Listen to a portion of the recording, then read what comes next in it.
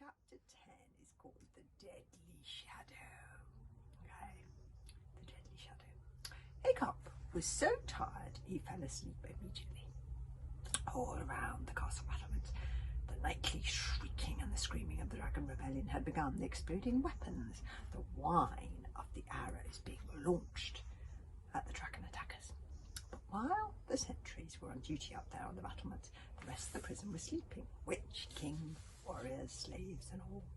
And that night, through the quiet corridors of the sleeping prison, something moved like an invisible mist.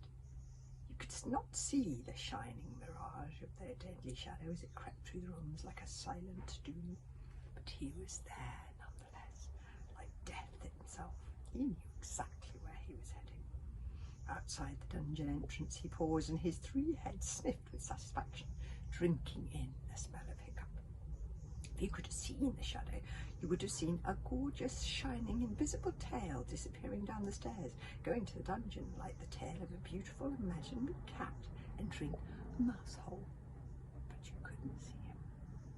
Meanwhile, Hiccup woke up from a nightmare about the monster of the slave lads breaking into Prison Dark Heart itself, and then when he sat up, sweating, he found nothing there but the slaves all around him, sleeping the sleep of those who had spent an exhausting day sailing their way across the sands.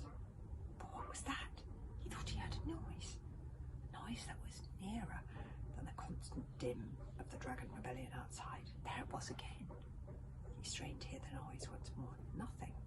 Toothless and the Woden's Fang were still snoring on the straw. They were sleeping so soundly. Surely that must mean it was nothing. Surely they would awake if there were any real danger.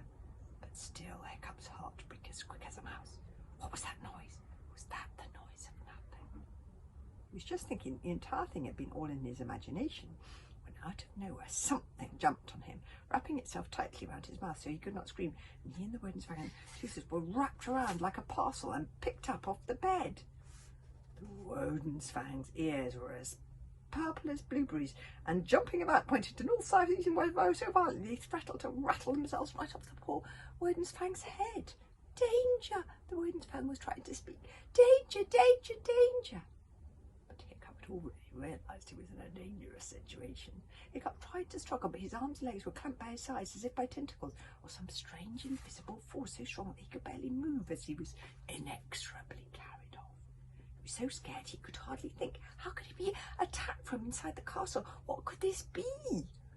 His mind jostled with rocket rages, with piranha hermit dragons, with something worse than all of these, something that couldn't possibly exist, a thing with a claw that had an eye atop every single town. But how could any of these things in real life sneak past the sentries that were currently blasting their way at anything that tried to get near the castle walls? Cried Hiccup, trying to kick out. Oh my goodness. Chapter 11 is called A Genuine Surprise. Oh my goodness, I don't know what's going